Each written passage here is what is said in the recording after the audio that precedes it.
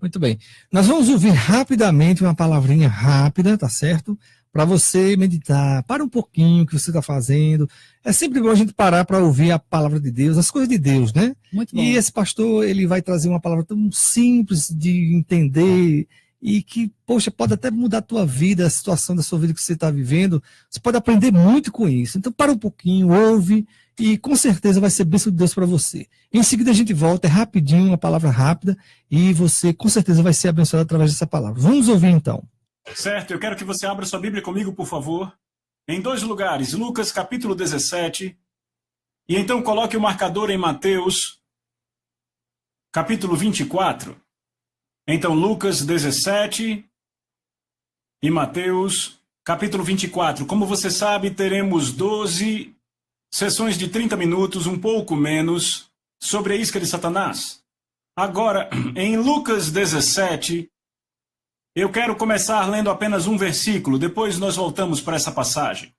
Verso 5, nós lemos, e os apóstolos disseram ao Senhor, aumenta a nossa fé. Agora, esta é a parte final do ministério de Jesus, e você tem que entender que esses caras o tinham visto levantar os mortos, eles viram ele abrir os olhos do cego, viram abrir os ouvidos de quem nasceu surdo. Eles o viram fazer os aleijados andar, eles o viram alimentar 5.000 pessoas com alguns pães e peixes, o viram acalmar uma perigosa tempestade. Mas ainda assim, nenhum desses milagres os fez clamar e dizer, Senhor, nós vemos que há muita dúvida, precisamos de mais fé. O que eu quero perguntar é, o que foi isso que fez esses discípulos pedirem, Senhor, aumenta-nos a fé? Eu vou ser muito honesto com vocês. Esses caras não disseram apenas, Senhor, aumenta-nos a fé. Eu acredito que se nós estivéssemos lá, Jesus fez uma declaração para eles, e depois dessa declaração, eles, Senhor, aumenta-nos a fé. Desesperados. Qual foi essa declaração? Volte para o verso 3 e você verá. Jesus disse, acautelai-vos. Se seu irmão peca contra você, repreenda-o, e se ele se arrepender, perdoe-o. Agora veja o verso 4, e se ele peca contra você 7 vezes em um dia? Uau! E 7 vezes num dia vem para você dizendo, eu me arrependo, você deve perdoá-lo? E então os discípulos, eles clamaram, Senhor, aumenta-nos a fé. Então não foram os milagres, foi simplesmente quando Jesus disse, quando seu irmão pecar contra você, perdoe-o. Agora, Jesus faz essa declaração no primeiro verso. Então ele disse aos discípulos, é impossível que não venham ofensas. Repita comigo, ofensas. Agora, ofensa, no grego, é uma palavra antiga grega, que é escândalon. Repita isso comigo, escândalon. Esta é uma palavra grega antiga usada para descrever o gatilho da isca que os caçadores usavam para pegar pequenos animais e pássaros. O caçador colocava a isca no escandalon, no gatilho, como chamamos hoje, e o animal pegava, ou o pássaro pegava a isca, e a gaiola fechava, prendendo ou matando ele. Desta forma, uma ofensa é a isca de Satanás, para pôr você, o crente, sob o cativeiro dele. Estão vendo isso? Agora, Paulo confirma isso quando ele escreve a Timóteo, eu vou ler para vocês 2 Timóteo, capítulo 2, versículos 24 a 26. Paulo diz, e um servo do Senhor não deve brigar, mas ser gentil com todos, capaz de ensinar e paciente, em humildade corrigindo aqueles que se opõem a ele, na expectativa de que Deus lhes conceda arrependimento para que possam conhecer a verdade. Agora veja o 26, 2 Timóteo 2, 24 a 26. Ele diz, e para que eles possam voltar a seus sentidos, repita, voltar a seus sentidos, e escapar da armadilha ou laço do diabo, tendo sido feitos cativos por ele, o diabo, para fazerem sua vontade.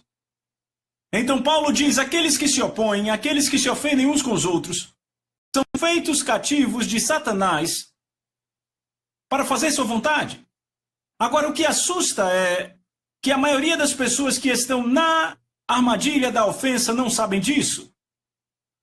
Porque é isso que Paulo diz, para que possam voltar aos seus sentidos, porque se soubessem que estão presos, não ficariam lá. Eu estou pregando, é melhor você dizer amém. Estão pegando? Então a coisa que eu descobri, eu preguei essa mensagem por todo o mundo, em todos os continentes, só não preguei na Antártica ainda para os pinguins, mas veja, eu digo a vocês, eu descobri algo. que a maioria das pessoas que estão ofendidas nem percebem que estão. Em toda a conferência onde eu preguei essa mensagem, de 50% a 80% das pessoas responderam dizendo eu estou ofendido, e a maioria nem sabia que estava, até que a verdade veio. Estão comigo? Veja, um caçador, para conseguir pegar a presa, tem que colocar uma armadilha inteligente. Se você deixar a armadilha óbvia, não vai pegar nada. Se você decidir pular, se pular dentro da água, com um anzol na mão e disser, ei peixe, eu vou pegar você, ele não vai nem prestar atenção. Se você preparar uma armadilha e deixá-la bem óbvia, o animal não vai pegar aquilo. Satanás não é diferente. Ele é muito astuto, ele é muito astuto, muito sagaz. E ele sabe que a forma como ele pode te fazer cativo não é colocando uma armadilha óbvia, é fazendo algo muito sutil. Isso se chama ofensa. Repita, estar ofendido. Esta é a isca. Agora vá comigo para Mateus capítulo 24. Mateus 24.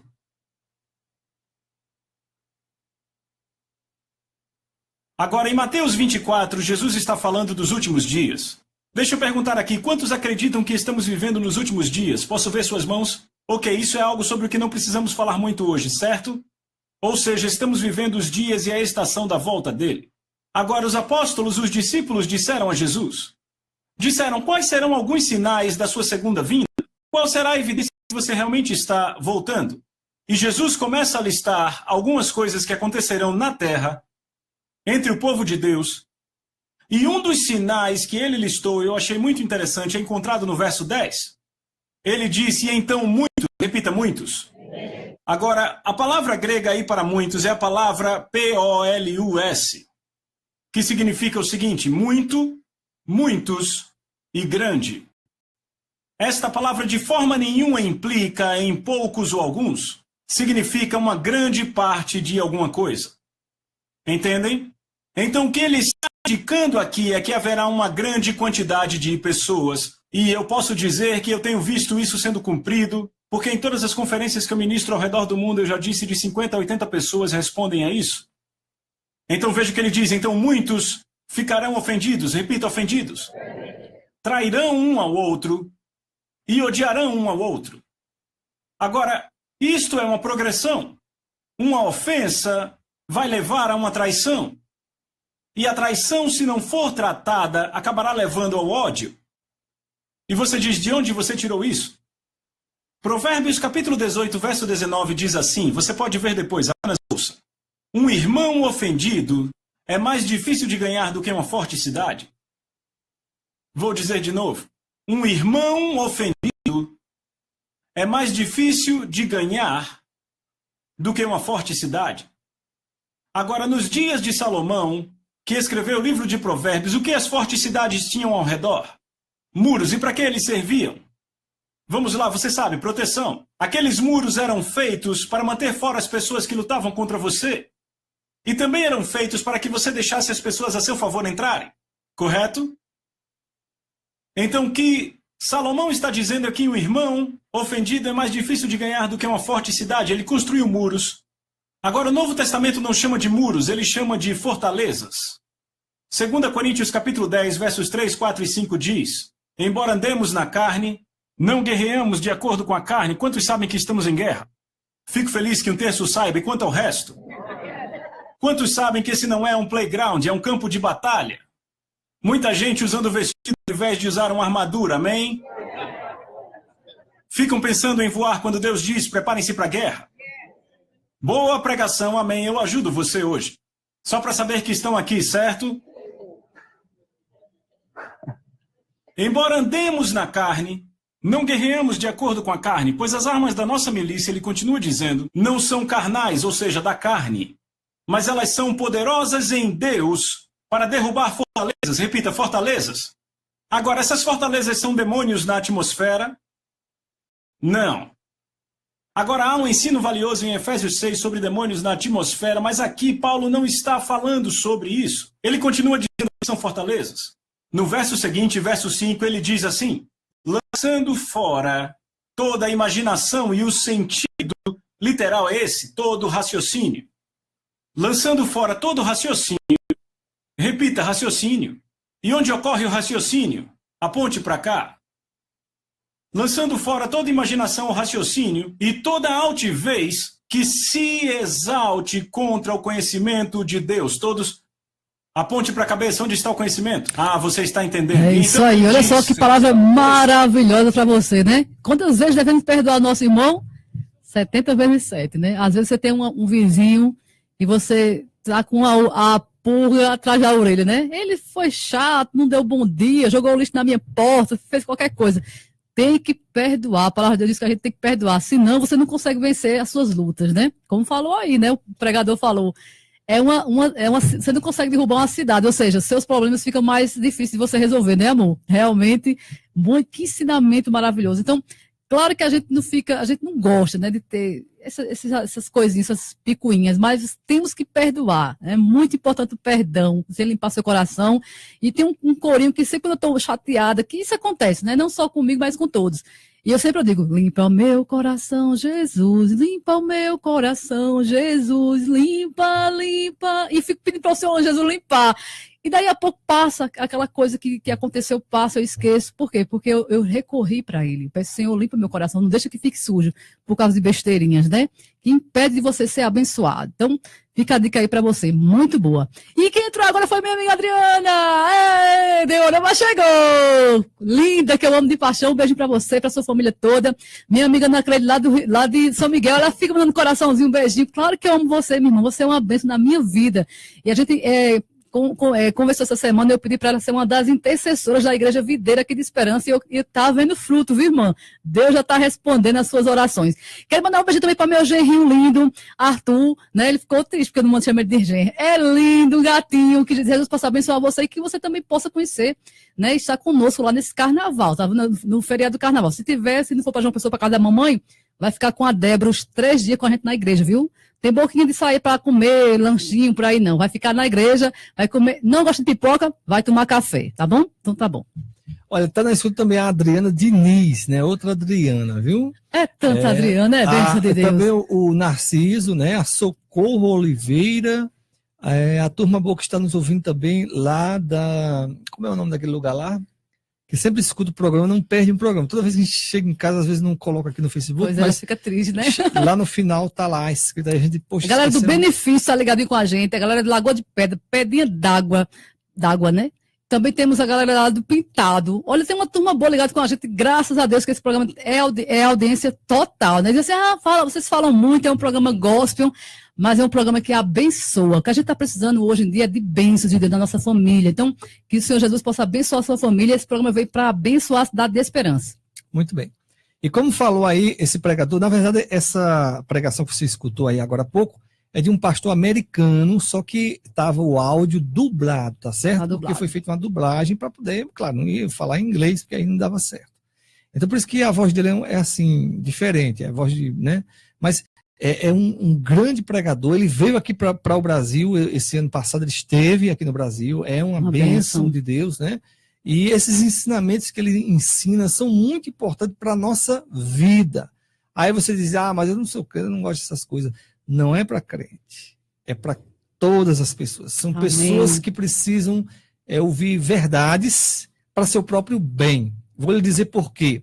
Independentemente de qual religião você seja, ou que nenhuma religião você tenha, mas o que ele falou aí foi a respeito do perdão. Por que o perdão é importante? Tem gente que não liga, não quer nem ouvir, não quer nem saber. Você que não quer saber, não quer nem ouvir, não está dando lugar, você se prejudica por si só. Porque quando nós fechamos uma porta, por exemplo, quando você não quer saber o porquê que tem que perdoar, você fica preso, né, naquela situação. Então, deixa eu explicar melhor para você. Olha, Jesus, na sua palavra, ele disse que nós devemos perdoar, independente de qual religião você seja. Né? Verdade. Aí, digamos que você diga assim, eu não quero perdoar, não perdoe e acabou. Pronto, não quero, não vou e não perdoo. É a sua escolha. Você pode fazer o que você quiser. Só que você escolheu não perdoar, certo? Certo. Aí o que é que você vai sofrer com as consequências? Você vai perder muita coisa na sua vida por causa daquilo. Um exemplo. Digamos que o seu pai fez algo ou disse algo de você, você não gostou, e você ficou magoado com o seu pai ou com a sua mãe. Né? Digamos que isso aconteceu. E aí você ficou magoado. Aí você, de repente, mora numa casa e eles moram em outras casas, talvez até próximo, mais distante. E aí você dizia, não perdoa, não perdoa, não perdoa. E acabou, não quero perdoar, não vou perdoar, e pronto. Aí você escolheu não perdoar. Só que você vai sofrer as consequências porque você não perdoou. A sua vida não vai para frente, você não vai prosperar, você não vai conquistar aquilo que você sonha, deseja, os desejos do seu coração você não conquista, você não vence, e você, quando ora, Deus ainda não te ouve. Por que isso acontece? Porque você não perdoou. Então, veja bem, uma coisa é não perdoar, outra coisa é sofrer as consequências do perdão. Existem muitas doenças que existem na vida de muitas pessoas que poderiam ser curadas se elas perdoassem, mas elas não perdoam, então fica doente. E aí vai o médico diz, olha, eu já examinei, já fiz tudo, você já tomou o remédio, mas não tem nada. Eu não sei de onde vem essa doença, eu não sei como. E aí a pessoa continua tomando remédio, continua procurando ajuda, quando na verdade é uma doença causada pela falta de perdão. Então você veja que é um caso muito sério, né?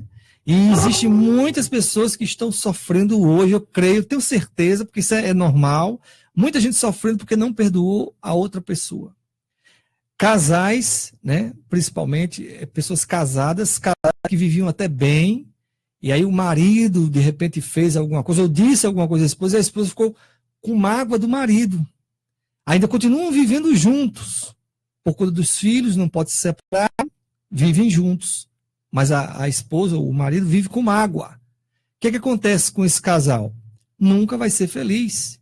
Aí vai surgindo aos poucos doenças que ela fica tentando resolver as causas. Ou seja, eu vou resolver essa doença aparecer, eu vou resolver, e tem esse problema, eu estou sentindo isso, e não sabe como resolver. Vai ao médico, o médico também não sabe o que é. Por quê? Porque é doença causada pela mágoa. Porque a mágoa traz maldição. A mágoa fecha o coração da pessoa de forma que ela atrai doenças. Por que ela atrai doença?